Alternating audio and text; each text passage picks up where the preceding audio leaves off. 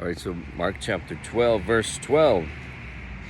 And they sought to lay hold on him, but feared the people, for they knew that he had spoken the parable against them, and they left him and went their way.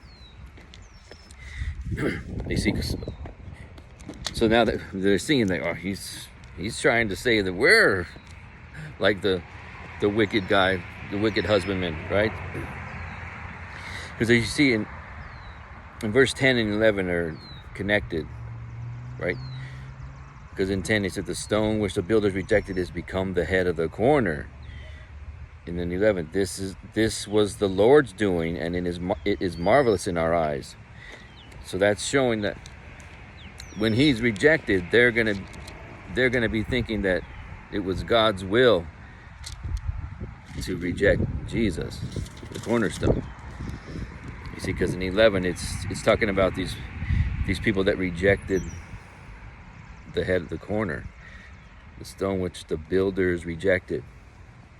Right, all these Pharisees and Sadducees, and Herod, all these, the rulers, they're going to reject Jesus, right? And then they're going to think it was the Lord's doing to reject him, and they're all going to get on. You remember, they all shouting, "Crucify him! Crucify him!"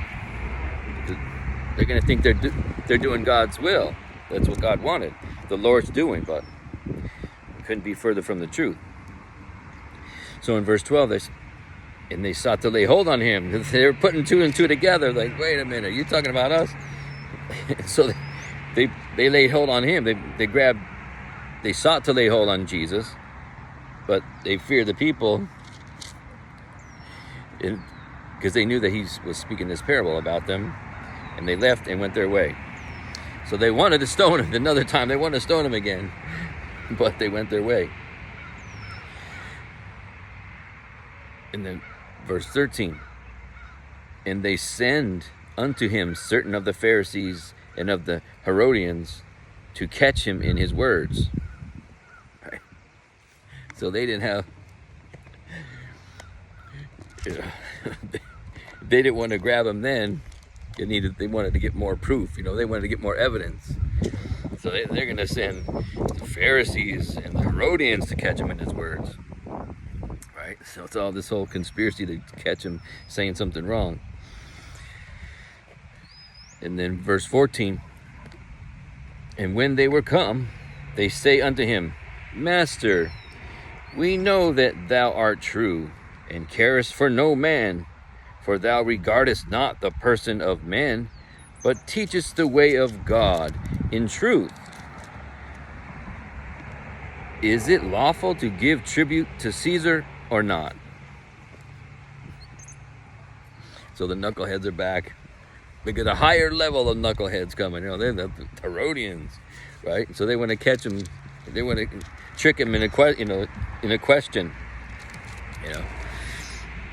And see, remember the lip service. You see in verse 14, they come up to him, all these Pharisees, right, and the Herodians. They say, Master, like lip service, flattery, it's wickedness, right? And you see the more flattery. Oh, we know that thou art true and carest for no man, for thou regardest not the person of men, but teachest the way of God, truth, right? You see how condescending, like.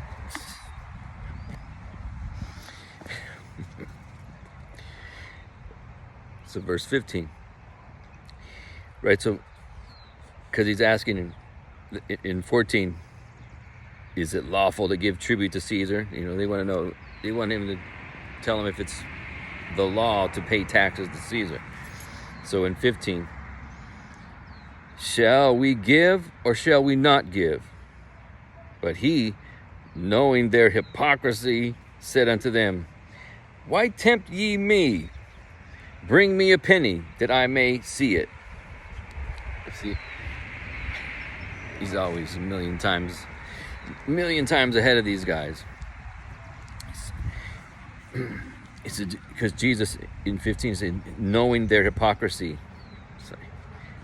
They're not fooling him. These hypocrites. Why tempt ye me? Why tempt ye me? He knew these guys were coming. So he's saying, you trying to get over on me? Futile. So he said, bring me a penny. So, okay. In verse 16, and they brought it, and saith unto them, and he saith unto them, whose is this image and superscription? And they said unto him, Caesar's. Okay, so he's giving him a little demonstration. Let's see the penny. Let's see the tax money. And so he's asking, well, whose image is on this? This coin. They say, oh, that's Caesar's. Okay.